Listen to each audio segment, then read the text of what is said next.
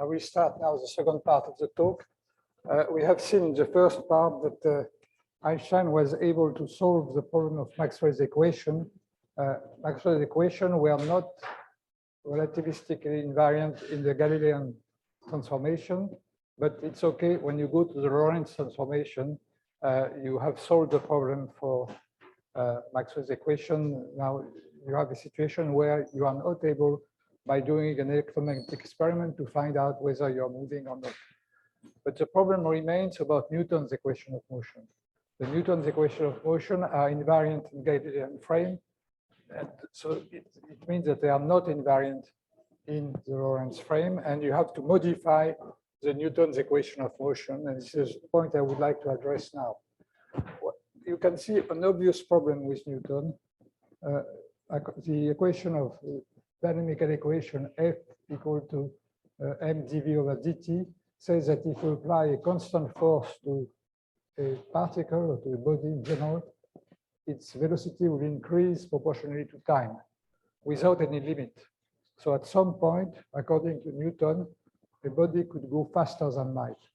And of course, this is meaningless for relativity because the Lorentz factor becomes imaginary if B is larger than C, so there is no meaning. No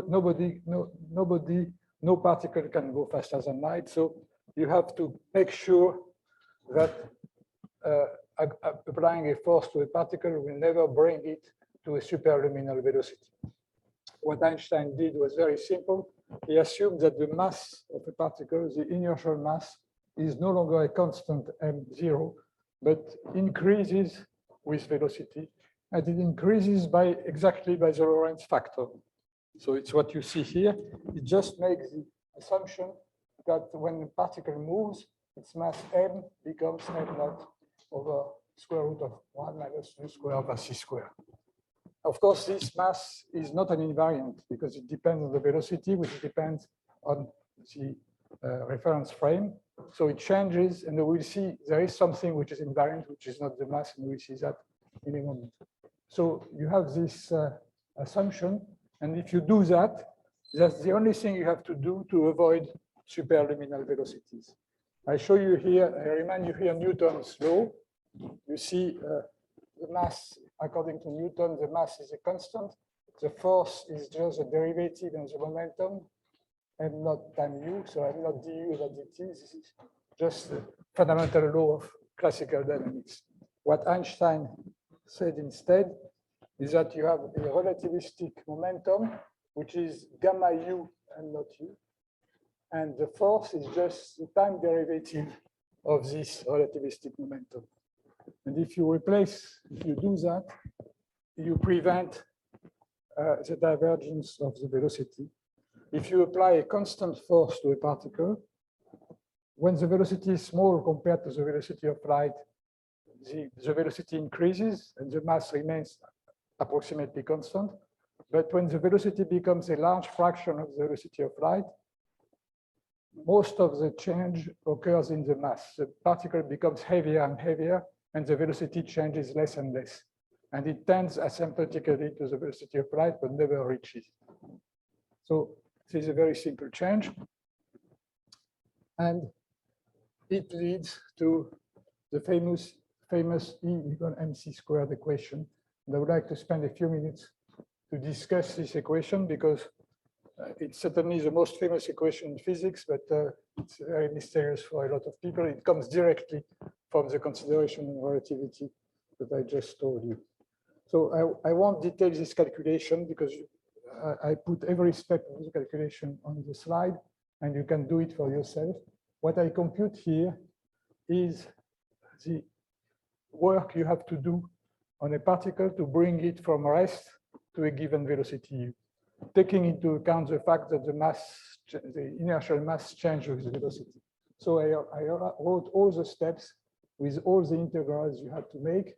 And in the end, you find that the work that you have to do on the particle is just m naught c squared times gamma u minus 1. So the first term represents the final energy when the particle has the velocity u, and the m naught c squared, the second term, represents the energy that the particle has at rest. So you see that quite naturally, when you do this kind of calculation, you find that even at rest, the particle has an enormous amount of energy, which is concealed in m naught squared, in m naught. So in the rest mass of the particle. So I have summarized the result here. Gamma u m naught squared, which is m naught squared over square root of 1 minus u squared or c squared, is the energy at velocity u. And quite naturally, m naught squared, m naught c squared is the energy at rest. Now, I have another puzzle I want to discuss with you. You see that the energy of the particle is mc squared. But what about the photon? We will learn next week that light is made of units which are called the photons. And of course, photons carry energy. All the energy we get from the sun is carried by light, that is by the photons. So how can you reconcile the fact that the mass of the photon is 0 and that nevertheless it carries energy? So for the photons, the formula cannot be the right one. So we have to understand what's going on. And this is what I try to do on the next slide.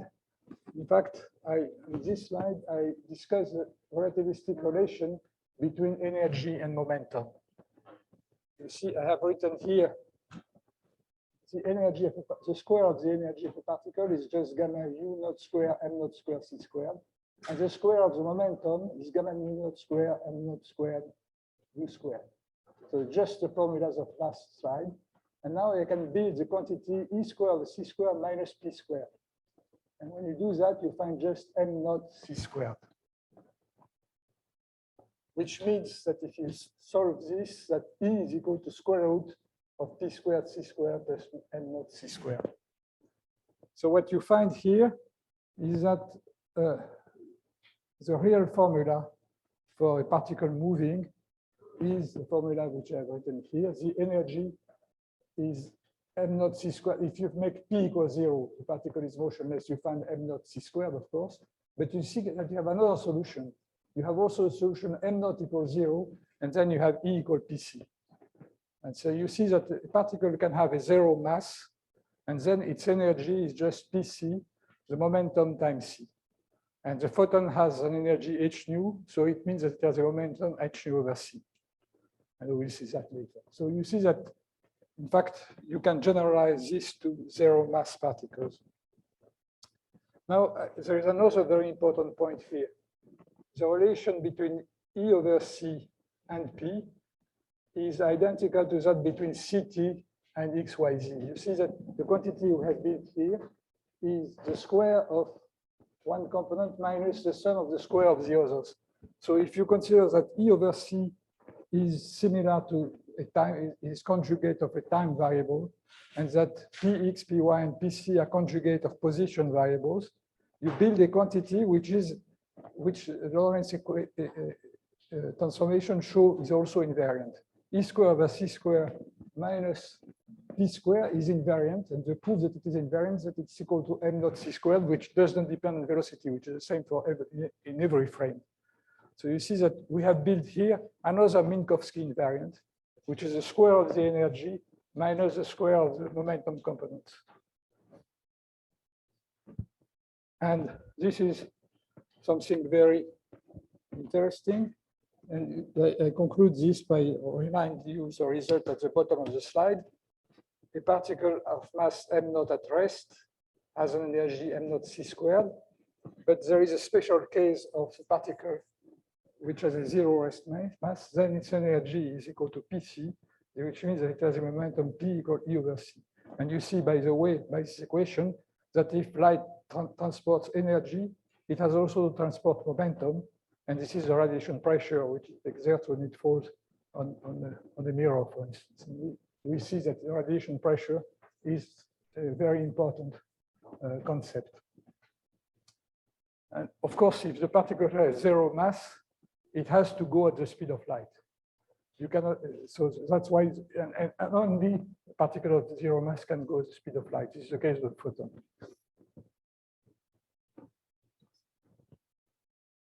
Now, a few remarks about the mass energy equivalence.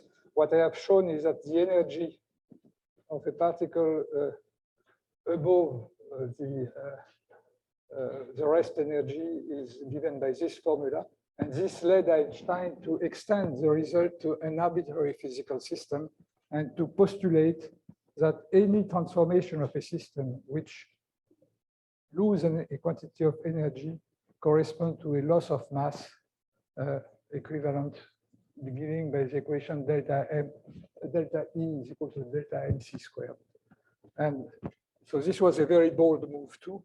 And at the time of Einstein, it was very difficult to test because the energy involved in all processes was so small that it makes a very, very tiny mass difference. In classical physics, the conservation of energy and the conservation of mass are two separate postulates. In relativity, it is the same. Mass and energy can transform into each other. So, but the huge value of the speed of light has a consequence that matter potentially contains an enormous amount of energy. And of course, this was unimaginable in 1905. So I give, on the next slide, I give you a few orders of magnitude. Of course, this huge amount of energy comes from the fact that c squared is in the international units is a huge number. It's 9, 10 to the 16. It's almost 10 to the 17. So you see that 1 kilogram of energy, fully transformed energy, is equivalent to 2 million tons of equivalent petrol, 2 million tons of chemical reactants. In a typical nuclear reaction, fission or fusion, about 1/10 of 1,000th of the mass is transformed into energy. So it means that it's about 1,000 tons for 1 kilogram, which is a factor of about 1 million or a few million. And it explains why nuclear power plants use much less energy products than the chemical reaction. So the Einstein energy mass equivalence equation explains the energy produced by the sun also, and the stars, and it announces the nuclear power plants and the atomic bomb also, of course. Now let's look at the relative mass loss produced by a chemical reaction. You weigh the products before the reaction and you weigh the product after the reaction. When you compute what it means, you find that the change is typically 1 part in 10 to the 10, which is about 100 micrograms per ton, which is of course impossible to measure. Another order of magnitude interesting is what is the change of mass when you hit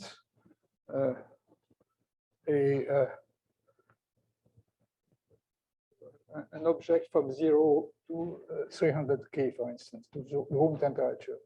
When you do that, of course, the velocity, the thermal velocity of the atoms becomes of the order of something which is about 10⁻⁶ times the velocity of light. So that's about the velocity of sound, which is 1 million times smaller than the velocity of light, which means that the V square over C square effect is 10⁻12. That is, you put energy by heating, so the mass increases, but it increases only by 1 part in 10 to the 12, which is the change is about 1 microgram per ton. It's completely non-measurable. Now, but you have other situations which are completely unknown at the time of Einstein, but which are explained by this. For instance, now we know that in particle physics, 2 particles can annihilate and produce gamma rays. In the case of the innovation of electron and positrons, that we'll be talking a little bit about that. So the amount of energy now is 2 mc squared. So you release totally the amount of energy, the mass energy into radiation. And you have also events, cataclysmic events of this kind in cosmology. Now we have been knowing theoretically for about 100 years that there are gravitational waves which are produced by the collapse of, for example, 2 black holes, and they have been observed 5 or 6 years ago. And I think the Fermi lecture of last year was about gravitational waves. And this is a fantastic transformation of mass into energy. In fact, it's the first event which has been recorded, if I remember well.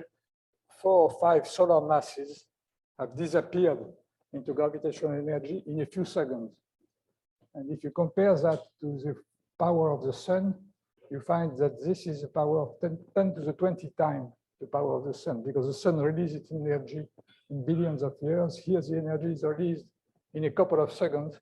A huge amount of energy is released in a couple of seconds, and this is contained into the famous E equal mc squared equation.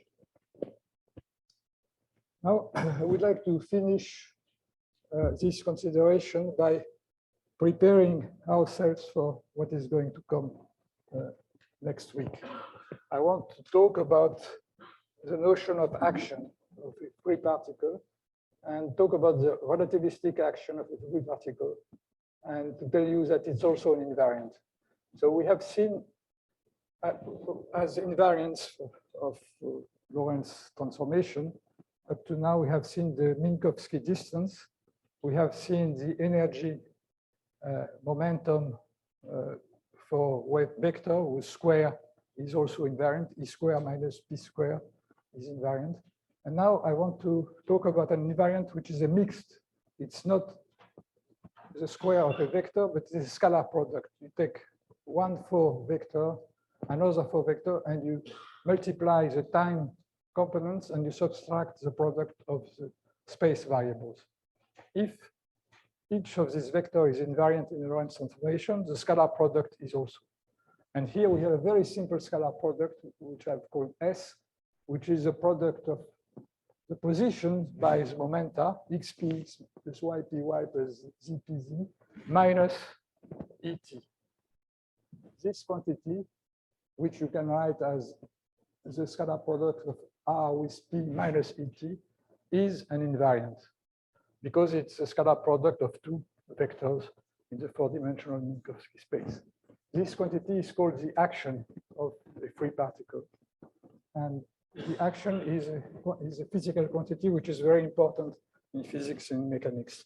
What is the dimension of the action? First, you see that the action is the product of an energy by a time, at the dimension of Joule second, and we will see that later. In fact, we will see next week that a very famous action has been introduced in physics by Planck in 1900. He has introduced a quantum unit of action that he called h, or its reduced expression h bar, which is h over 2 pi. And this quantity will play an essential role in quantum physics, and we'll talk about that in next lecture. But you see now immediately that if you take the action S of a particle and divide it by h bar, you get a dimensionless quantity, because h bar is the dimension of an action. And this dimensionless quantity is nothing else than the phase of the particle wave function. So when we describe a particle by its wave function, which is a very important aspect of quantum theory, we'll see that this quantity, which is a dimensionless number, represents the phase of the wave function associated to the particle. So you see that you have a connection between relativity and quantum physics coming in this description. I want now to go a step further and show you that if you use this action, you can derive Maxwell's equation from the relativistic invariants. In fact, the action was introduced in physics long ago, much before what I said today, in mechanics, in the 18th century.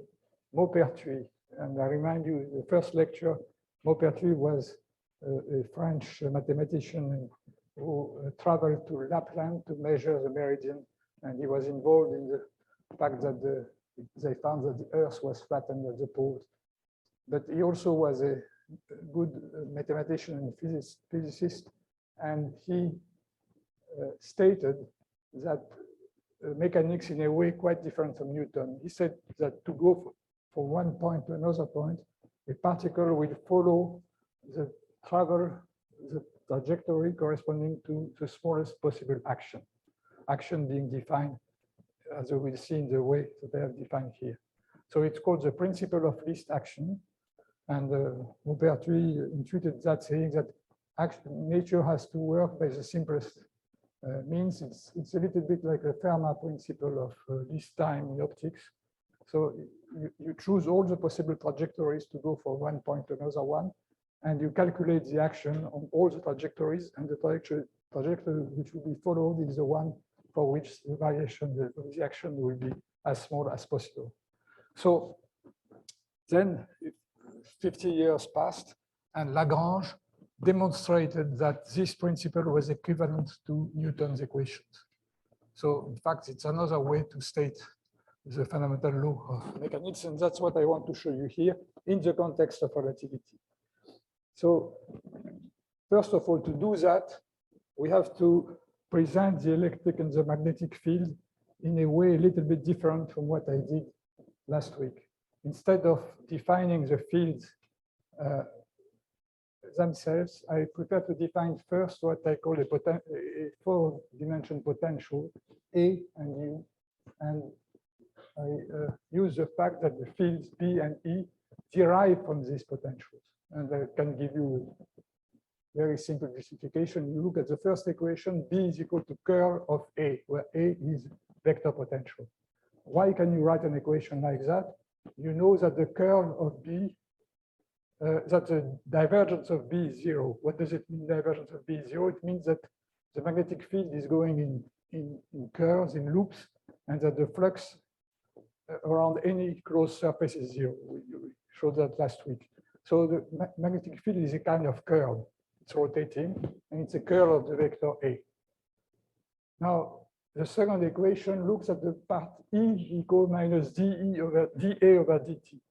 This is just Faraday's equation, because if you take the curl of E, you find curl of E is equal to minus d over dt curl of A. Curl of A is B, and curl of E equal minus dB over dt. That's Faraday's equation. So you see that if you don't have charges in the problem, the part minus dA over dt is just the expression of Faraday's equation. And the other term, gradient minus the gradient of phi, is just Coulomb's equation. It tells you that the electric field derives from a potential, which is 1 over r of all the charges around, and you get this part. So you see that you can express Maxwell's equation in terms of this potential. And this is something which is very simple according to the principle of relativity, because one can show that the four dimension A, the components of A, AX, AY, and AZ, plus U over C, makes another quadrivector, makes another system of four quantities which transform into each other as a vector in a Lorentz transformation. So writing Maxwell's equation in this way, you put forward their relativistic invariants. And now, what is the connection with Lagrange? Let us start by considering the increment of the action of a free particle during a small time interval. So I just write the action as I wrote it on the previous slide. It's x sum over I of x I pi minus et. And I take now a small variation, ds. So what is, so I have to write under the form, I have to take the derivative with respect to position and time. So dx, what is dxi? Dxi is just dxi over dt times dt. So I have written xi dot, which is the derivative of xi with respect to time, minus e times dt. And you see that the quantity which is on the bracket here, I call it L. This is the Lagrangian. And you see that the Lagrangian is just the derivative of the action with respect to time. So from the action, you get the Lagrangian, which is its derivative with respect to time.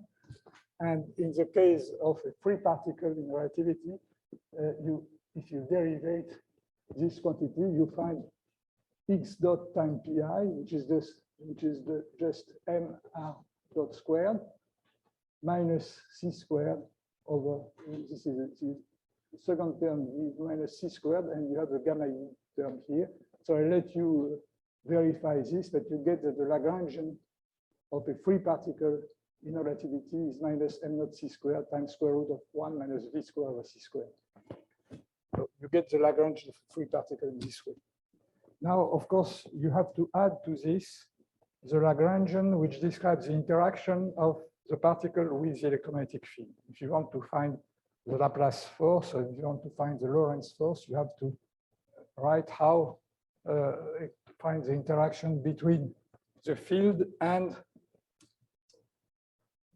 the particle. And this is what I try to explain here. What I said on this part of the slide is that I can again build a scalar product. Now I take the quadrivector CT, X, Y, Z, and the quadrivector phi, AX, AY, and AZ.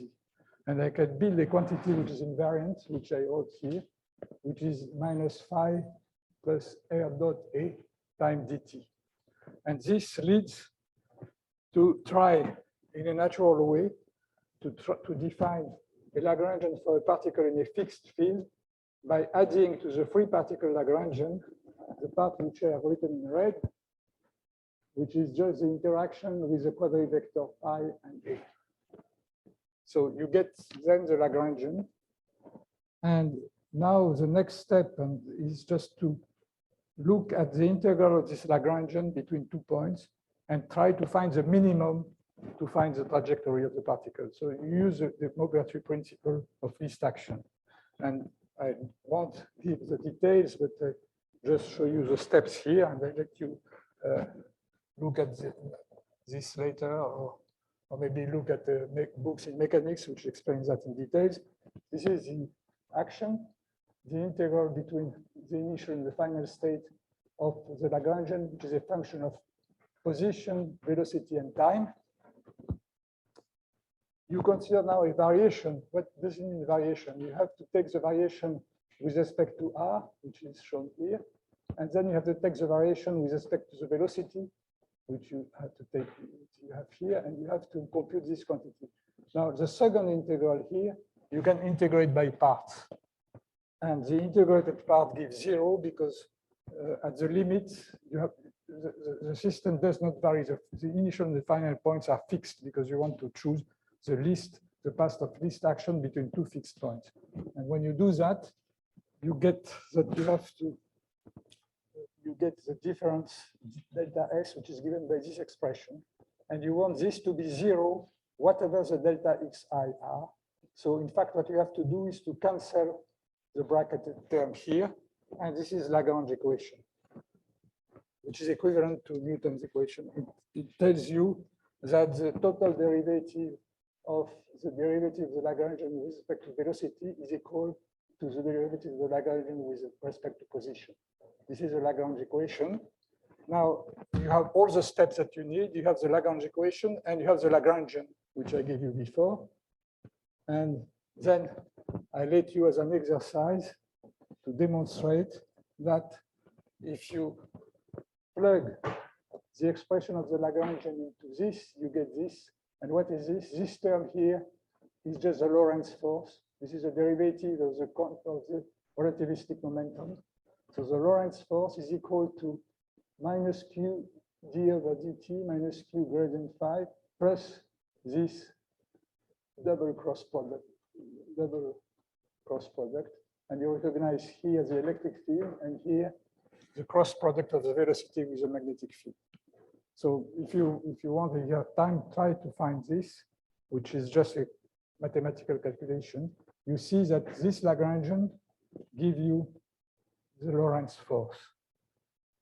Now, of course, you don't have the Maxwell's equation yet.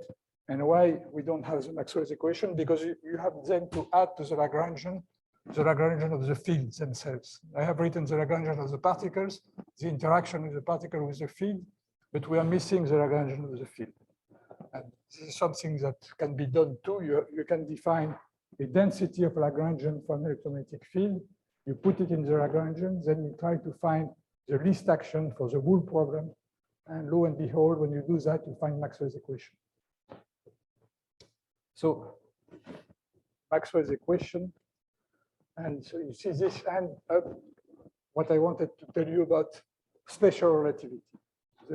All what you can deduce from the principle of relativity, the constancy of the velocity of light, and you get all this, and you get a lot of things. You get that the energy is contained in mc squared, something which is very strange because we started with light, we started with optics, and we find that the velocity of light intervenes in energetic problems in nuclear reactions, in gravitational waves, and so on. So now, in the last part, during the last half hour, I would like to go to general relativity. And again, I will not go too much into calculations. First of all, because the equation of the general relativity are quite involved, much more difficult than the equation of special relativity, and because we don't have time to do that. But I just want to try to explain to you, to give you the spirit of the way Einstein came to the idea of general relativity from special relativity. And after 1905, he immediately understood that something was missing, that if he wanted to explain gravity, to try to put gravitation into the frame of his theory, there was something which was not right, again, because Newton's equation could not be right. According to Newton, gravitational force between bodies was instantaneous. It means, for instance, if you have the Earth rotating around the sun, if the sun disappears at some point in some cataclysmic event, according to Newton, the Earth should leave on a tangent trajectory immediately. And this makes no sense because it takes 8.5 minutes for the light to go from the sun to the Earth. And according to relativity, no thing happening at the level of the sun could influence what happens at Earth in a time shorter than these 8 minutes. So he thought that there was something wrong with the description of gravitation, according to Newton, and he tried to change that. But he was constrained by very, very strong constraints by the fact that Newton's laws are very, very precise. They were able to compute the trajectory of planets to find a lot of phenomena occurring in the universe. And so the new theory had to agree with Newton's calculation with a very, very good approximation. And if there were differences, they should be small enough to have been undetected before. And so it was constraining the theory very much. And again, he was led to the solution by Galileo. And he was struck by the fact that all masses, all bodies which fall in the gravitational field of the Earth fall at the same, with the same velocity. And this is, of course, something that Galileo had described first at the beginning of the 17th century. The legend says that he made experiments from the Pisa Tower, and this is disputed by historians. In fact, most probably he did the experiment in a lab. And of course, the simplest experiment he did to show that is his pendulum experiment. He showed that the period of a pendulum, which is due to the motion in the gravitational field of the Earth, does not depend on the mass of the pendulum. So the gravitational force is such that the accelerations produced by this force are the same for all bodies. And this is, of course, something which is completely counterintuitive. Aristotle thought that the heavier mass fall faster than the light mass. And so this is wrong. Of course, this is true because you have the air frictions, which make, in general, heavy bodies going faster because the air friction acts less on big masses. But in vacuum, all bodies fall at the same rate. And this has been, of course, understood by Newton. And in Newton theory, this is related to the fact that the mass, you have two concepts of mass. You have the gravitational mass, which describe how strong is the force which attracts you to the Earth. And you have the inertial mass, which describe how you react to how it becomes more and more difficult to move an object which is heavier. And these two effects, these two masses balance their effect. If you take a bigger body, he will have a larger force to the ground, but you will have also a bigger inertia to be accelerated, and the two effects cancel each other.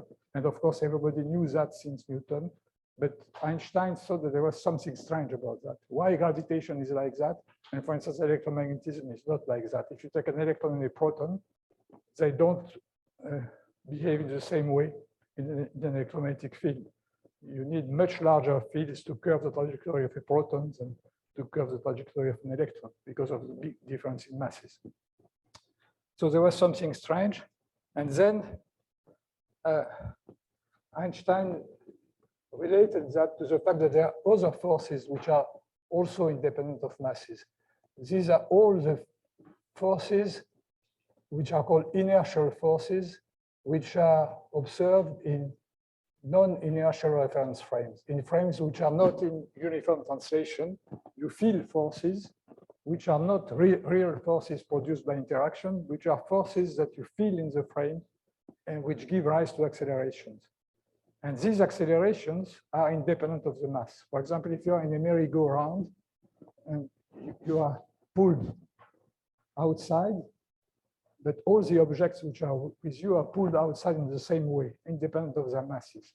If you are in a rocket which is accelerating upwards, and if you let something, suppose that you are outside of any gravitational field in empty space, and you are in a rocket and the rocket is accelerating, you will feel that you have the reaction of the floor behind you. So you will have the feeling that you are in a gravitational field. If you release two masses, two different masses, they will fall to the ground because of the acceleration of the frame, and they will fall at the same rate to the ground.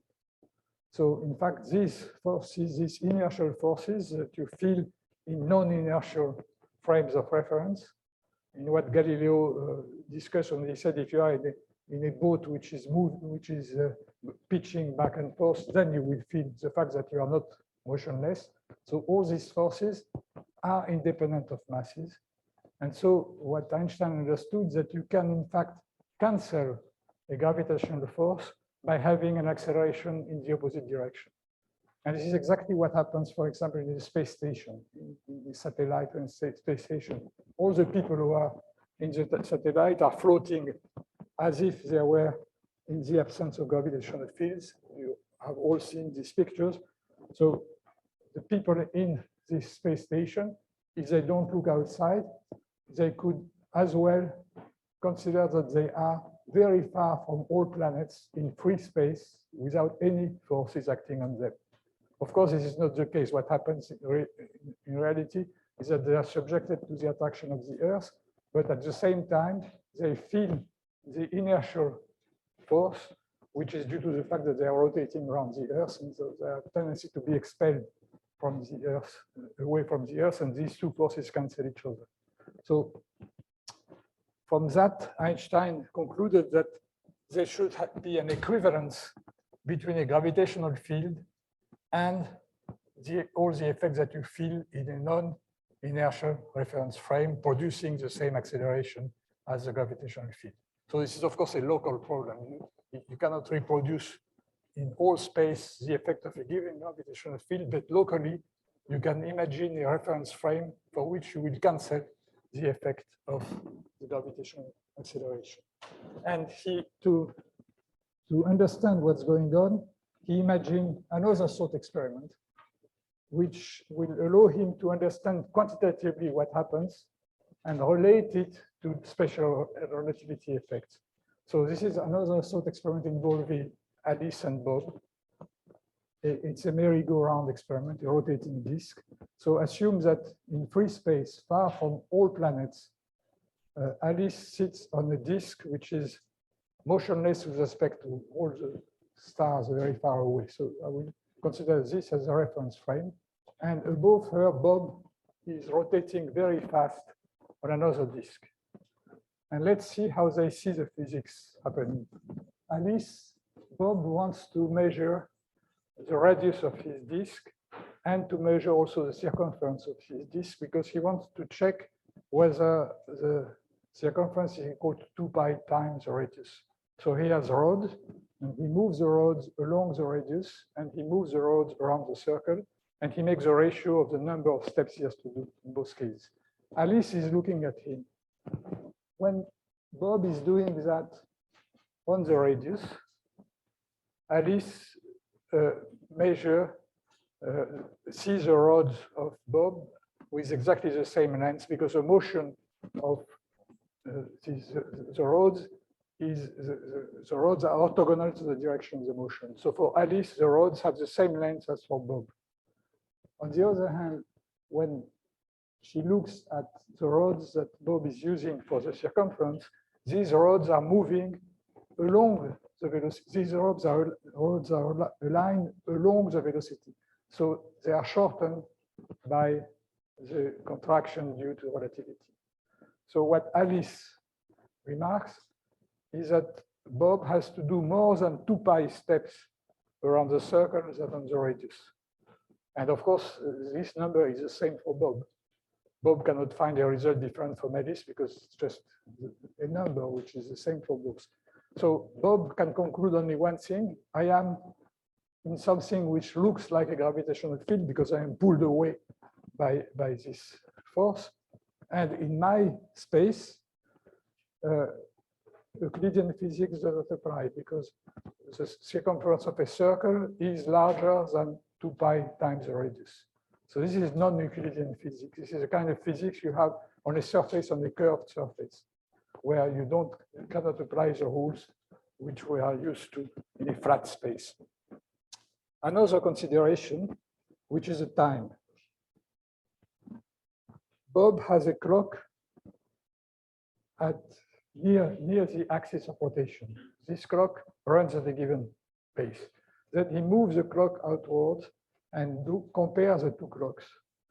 What Alice sees, the clock which is at the center gives the same time as hers because it doesn't move. The clocks which is at the periphery move slower because it has a different velocity. So the two clocks are not synchronous anymore. One is going faster than the other. So for Bob, it should be the same too. Otherwise, it would be a mess for causality. So what Bob concludes is that I am in a space in which time depends on the position of clocks. The clock which is where the gravitational field is most intense runs slower than the clock which is at the point where the gravitational field is weak. So not only space becomes curved, but the time does not evolve at the same rate. The last thing that they can do is to check light beams. Bob points a laser outwards, and he sees that the laser reaches the edge in a direction that is different from the direction aimed at because the disk has rotated during this time. And so it concludes that light is bent. I am in a gravitational field, or I could be in a gravitational field, which bends light beams. And the trajectory of light beams is called the geodesic in the curved space. So this is quite qualitative, except for the fact that I have something very quantitative. I know what is the slowing down of clocks, and I can just compute exactly what would happen in a gravitational field. But before that, I just want to summarize in a very simple way what I have said up to now. I am in a curved space. What does it mean? It means that the distance, the 4-dimension distance between 2 points is no longer given by the pseudo-Euclidean matrix. It's not c squared, t squared minus x squared minus y squared minus z squared. It's something more complicated, but it's a quadratic form. You compute the distance by taking the product of quantities dx nu, taking 4 different possible coordinates, and you sum with coefficients which describe the curvature of the space. And these coefficients, which I call the G mu nu coefficients, define the matrix of the curved space. And in fact, you have 10 different coefficients. You have 4 on the diagonal, and you have 6. The off-diagonal elements are the same because it's a product which is commutative that you have to express. So in fact, you have what is called a tensor of 10 parameters, which describes the curvature of space-time at a point. Now, what you have to do is to relate this curvature to the quantity of masses and energies that we have at each point in space-time. And for that, Einstein has defined a tensor called an energy momentum tensor. And the difficulty, and this is a point I will not go into, is how do you relate the matrix tensor to the energy momentum tensor. These are the equations of general relativity, which are non-linear equations. So it's completely different from electromagnetism, very difficult to solve in problems which involve very large gravitational fields. But I can summarize what has been said in a very brief sentence by Wheeler, who is the man who coined the term black hole. He said the mass energy tells space-time how to curve, and curved space-time tells mass energy how to move into it. When the space has been curved, the particles follow trajectories along curved lines, which are called the geodesic in this field, trajectories which do not depend on their mass. And I will say a few words about this geodesic at the end of the talk. But what I want to say now is that there is at least one thing in this theory that we can understand further by going into very quantitative estimate, that the time that the slowing down of clocks in gravitational fields, because this is something that we can compute from this image of the rotating disk that I gave to you before. The merry-go-round. So allow us to calculate the slowing down of clocks. Of course, you can immediately find the velocity. If the disk is rotating at angular frequency omega, the velocity is omega square. The acceleration is omega square r. Acceleration is the velocity derived by time, so it's omega r time omega, it's omega square r. And this acceleration can derive from you can assume that it derives from a potential, which is minus omega square r square over 2. If you derivate this quantity, you find omega square r. So it is as if you had a potential which has a form minus omega square r square over 2, which is acting on the clocks. And now we can make an analogy with the gravitational field. If you are at a distance r from a spherical object of mass m, you have a gravitational potential which is minus gm over r. So now if you replace minus omega r square over c square by gm over rc square, you find the slowing down of the clocks that you expect to have in a gravitational field. So what this expression tells you is that if you make the ratio of the time given at the position r to the time given at infinity when you're very far from this big mass, you find a ratio which is square root of 1 minus 2 gm over rc squared.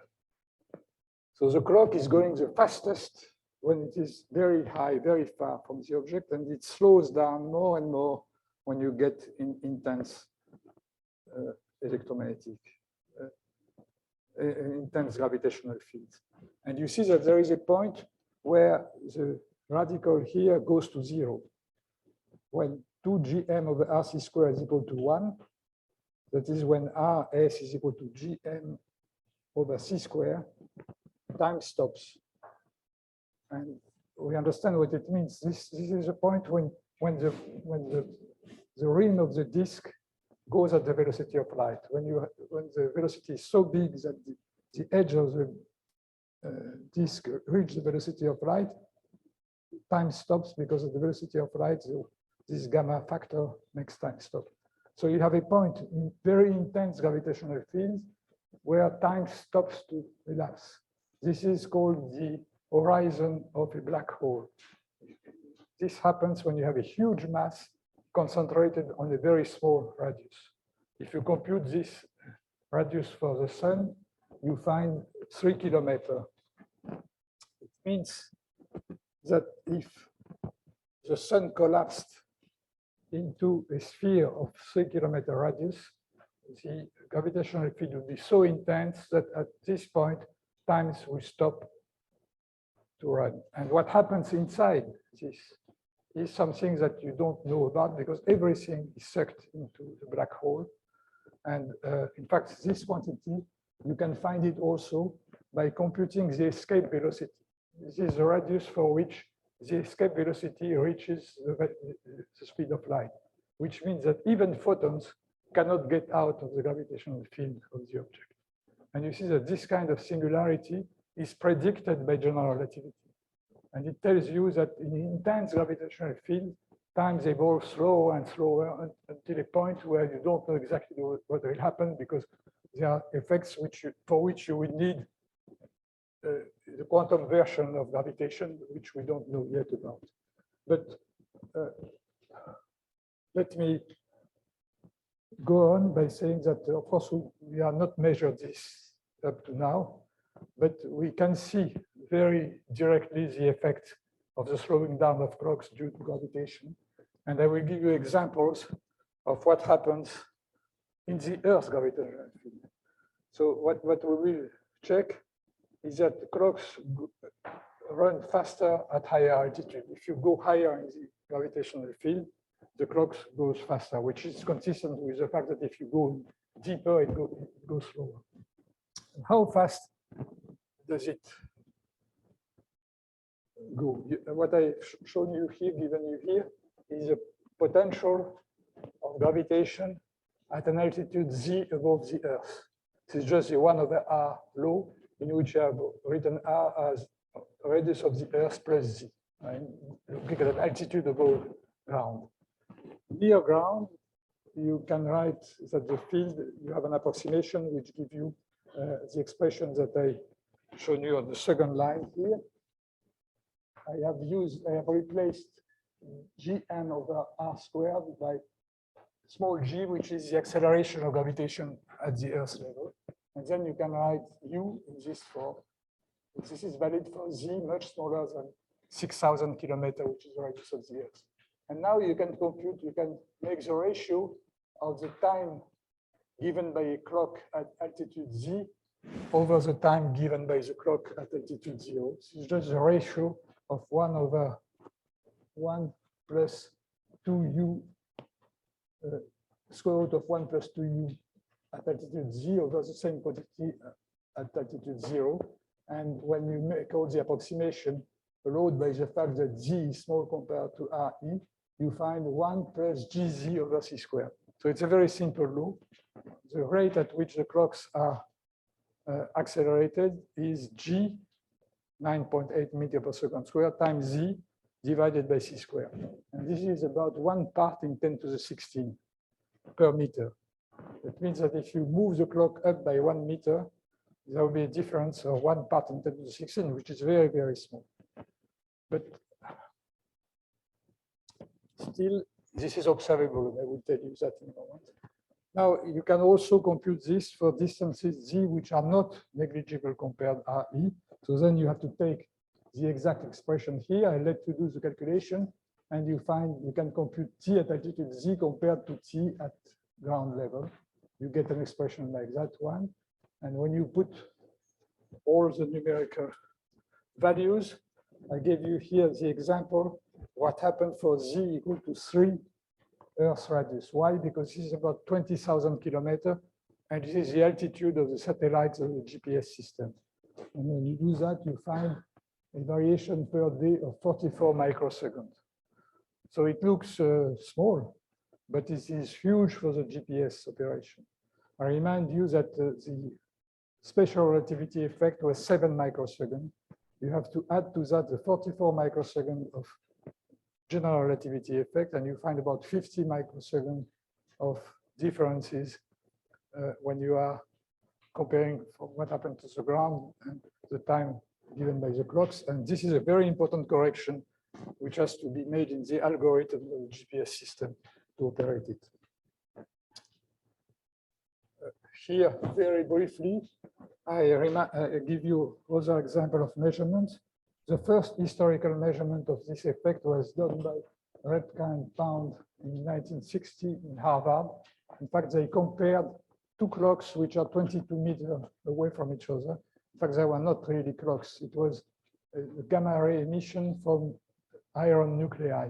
The iron nuclei emit a very sharp radiation with very defined frequency due to the Moss-Bauer effect. I have no time to discuss the Moss-Bauer effect now, but I will talk about it in another lecture.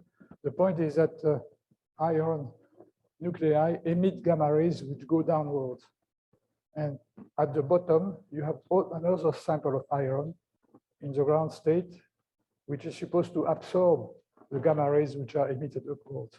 But the problem is that the iron clock, so to speak, the iron nuclei, which have a frequency like a clock, run slower on the ground than they run on the top. So when the gamma rays arrive on the ground, they are not on resonance anymore with the iron at the bottom, and so they don't absorb.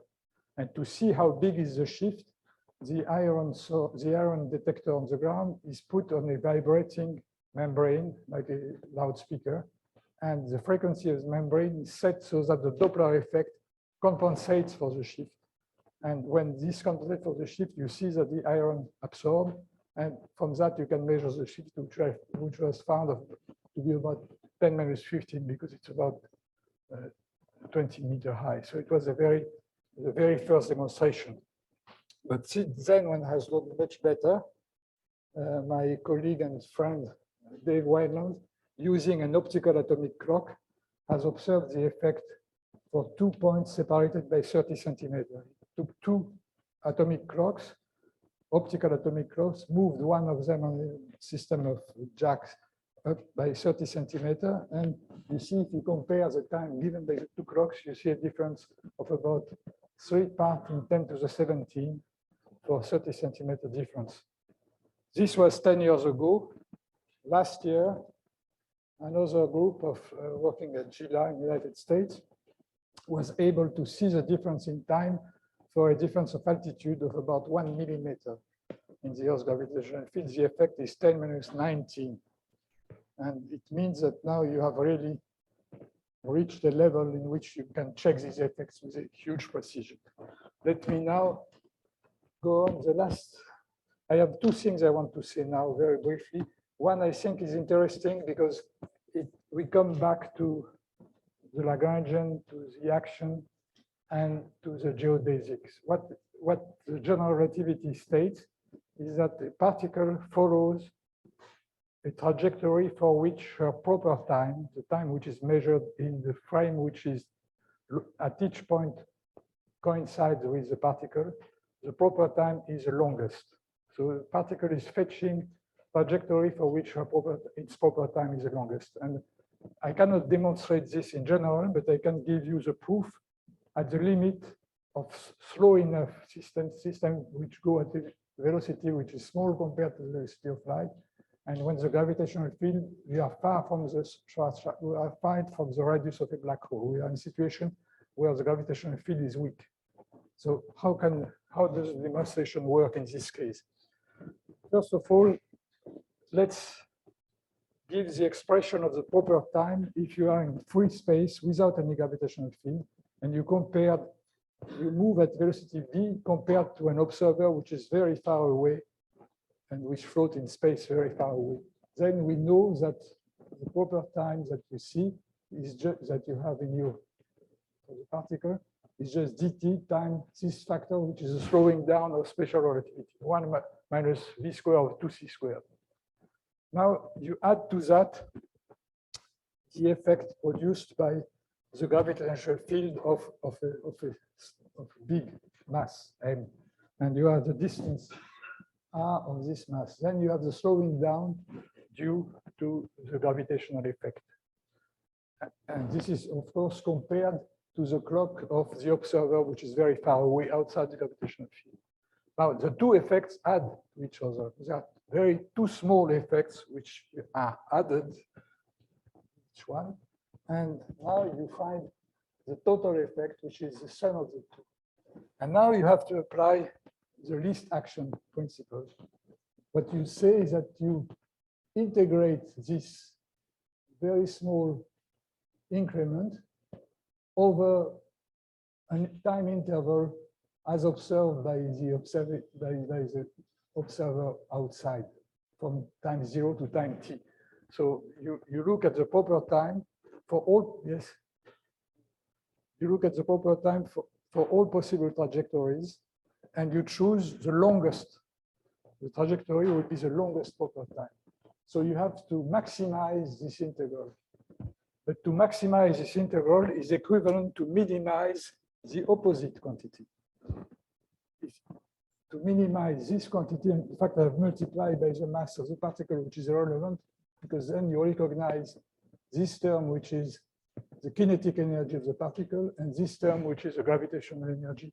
Kinetic energy minus gravitational energy is the Lagrangian. So you see that looking for the longest, the trajectory which takes the longest proper time is equivalent to choosing the trajectory corresponding to the smallest possible action. So this is as far as I can go. And you see that at this limit for weak small velocities and weak gravitational fields, we retrieve Newton's law, which is something that Einstein needed because Newton's law are very good for slow velocities and for weak gravitational fields. The last point I would like to say with this, under these considerations, is that this gives a final proof of the twin paradox. Because now let's come back to the twin paradox experiment. One twin remains on Earth, the other starts in a rocket, makes a big trip in space and comes back. Who is the twin which follows a geodesic? Clearly, the twin which has remained on Earth, because he's following the trajectory of the Earth, which by definition is a geodesic. So the time elapsed for the twin remains on Earth is longer, excuse me, than any time taken another trajectory. In particular, the time of the twin, which is traveling. And so it explains that even if you take gravitation into account, the twin, which stays sedentary on Earth, sees, in fact, has lived the longest period of time, and so has aged more than his traveling twin. So here I have, I give you here just as an example, the matrix of general relativity for just a big star, which is spherically symmetrical and non-rotating. The simplest case, the simplest solution of the general relativity equation, which was given by Schwarzschild in 1916, just a few weeks after Einstein announced his theory. So it's an expression which looks a little bit complicated. It represents the matrix as a function of time, and it's not the Cartesian coordinates, it's the spherical coordinates, r, theta, and phi. And from there, you get immediately the proper time. The proper time is expressed by this quantity and depends on the velocities, the radial velocity, and the angular velocities. And what you have to do is, of course, to optimize to get the maximum of this proper time. And this way, you get the trajectory of the planets around a star. At the lowest order, you get exactly the same result as Newton, but the corrections come at higher orders. Higher order means that C is no longer negligible, and that R S over R, you cannot neglect, you cannot take this as just 0, because if you get very close, if R gets close to the Schwarzschild radius, then you get very strong nonlinear effects. So Einstein computed the first correction, and this was something which showed to him that he was on the right track. He did this calculation, and he found that if you look at the orbit of Mercury, you find a solution of an anomaly that nobody had understood before. In fact, the planet of Mercury is rotating around the sun. Mercury is rotating around the sun, around an ellipse, but the ellipse should be closed. But because of a perturbation which was unknown, the great axis of the orbit was processing very slowly. So in fact, the motion was opening the orbit, and the rotation of this great axis was very, very small. It was 0.159, 0.16 degree per century, about 500 arc seconds seconds of arcs per century. It was observed by very precise measurement by Leverrier. He was an astronomer in Paris. And at first, one saw that this was due to the perturbing effect of other planets. One took into account the perturbation of the Earth, of Venus, of Jupiter. But when you added all this, you found that it remains a very small discrepancy of 33 seconds per century, which is very small. But Leverrier tried really to find a planet near the sun, which would explain this. In fact, Leverrier had a very clear idea because he was the one who 30 years before had discovered Neptune from the perturbation of the trajectory of Uranus. So he tried the same method, perturbation method, but he never found there was no planet. And so the mystery remained until Einstein said, listen, this is the first correction in c² of given by the general theory of relativity. This is the expression which gives the precession of the perihelion of Mercury by Einstein theory, and it accounts for the 43 seconds of arc exactly. So again, this was a post-diction explaining something which was unexplained before by his theory. But Einstein had two other ideas. He said, there are two other things we can do to check the theory. One is to look at the deflection of the light near the sun. If you look at a star which is just behind the sun, the light grazing the sun will be deflected at an angle, and this angle can be computed by general relativity. In fact, the situation is a little bit tricky because even Newton predicted that the light should be deflected. You remember Newton thought that light was made of particles, but a particle grazing the sun, whatever its mass is, should be deflected in the same way because all masses are deflected by the same quantity. So the angle found by Newton and by the followers of Newton was 0.8 seconds of arc. And Einstein at first found the same result. And he wrote in 1913, before he established the theory, he sent a letter to a colleague explaining that this angle should be the same as Newton. And after that, he found that he had made a mistake. In fact, the angle should be twice that because he had not taken into account the curvature of space-time near the sun. And he said one should find an angle of 1.7 arc second. But of course, if you want to see that, you need to wait for an eclipse because you cannot see a star near the sun because the light of the sun is of course too luminous. So you have to wait that the moon comes in front of the sun to block the light of the sun. And then you look at stars which are very close to the sun and you compare their position during the next days when the sun is away, during the night, and you see, compared to background of other stars, whether the star has moved or not, and you are looking for an effect of 1.7 seconds of arc. And so Eddington in 1919 sent two expeditions, one in Brazil and the other one in the Gulf of Guinea near Africa. They looked at an eclipse, the eclipse of 1919, just after the First World War, and they declared that the result was closer to Einstein than Newton. So for a difference of 0.5 or 0.6 arc seconds, Einstein became immediately famous. He became like a pop star, and all the newspapers in the planet wrote articles saying that Einstein, because Einstein had proven Newton wrong for a very tiny, tiny difference. And some people are even now doubting Eddington knew too much what he wanted to find. And to find a difference of 0.7 arc second is not really a final proof. The final proof came from all the figures I gave you before, the fact that all the experiments which have been done since have shown the same result.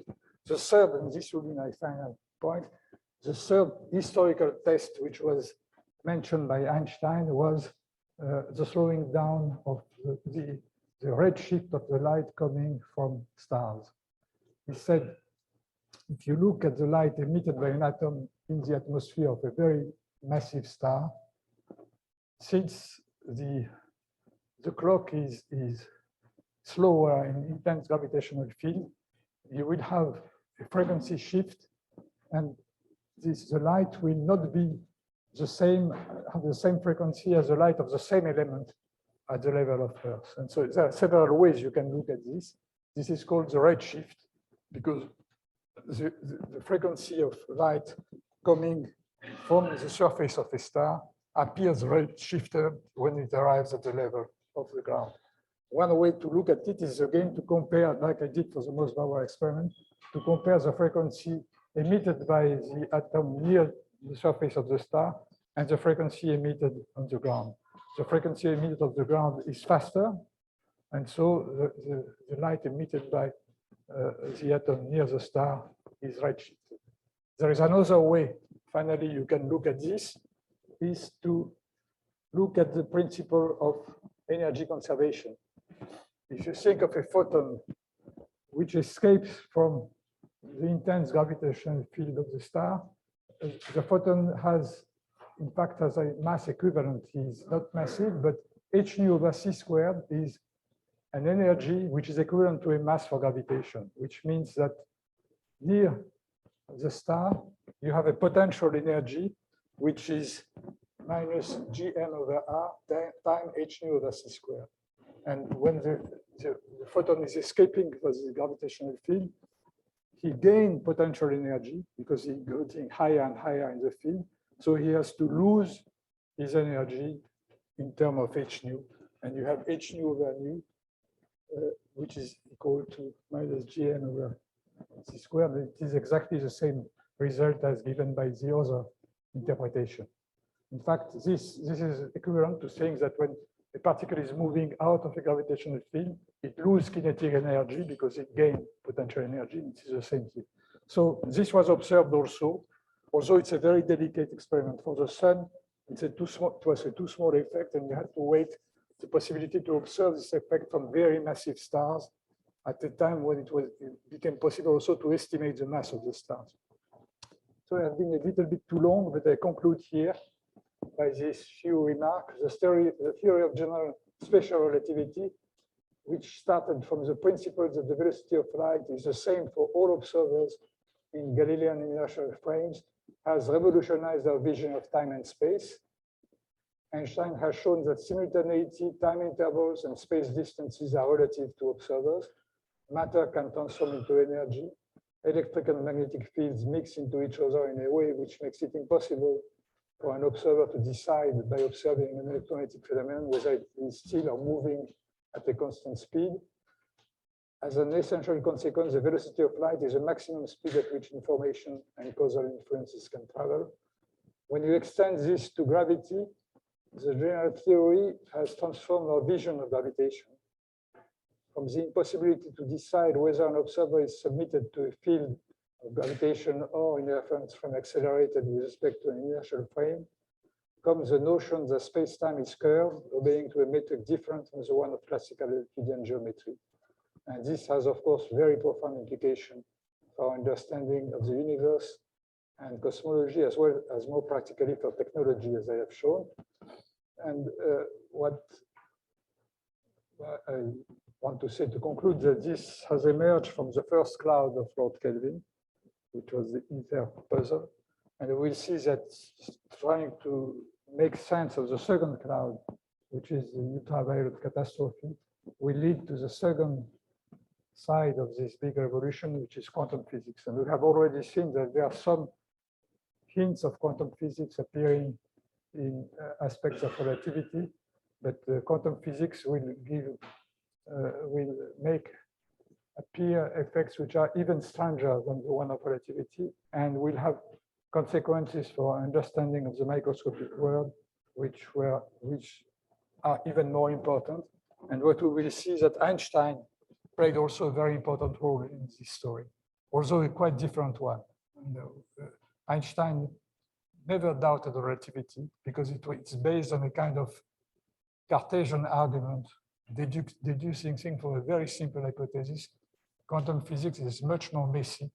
It does not derive from a single principle, and Einstein didn't like at all some of the postulates on the principle of quantum physics. But I will talk about quantum physics in the next 3 lectures, the development of quantum physics in lecture 4, 5, and 6. So thank you, and apologize for having been too long.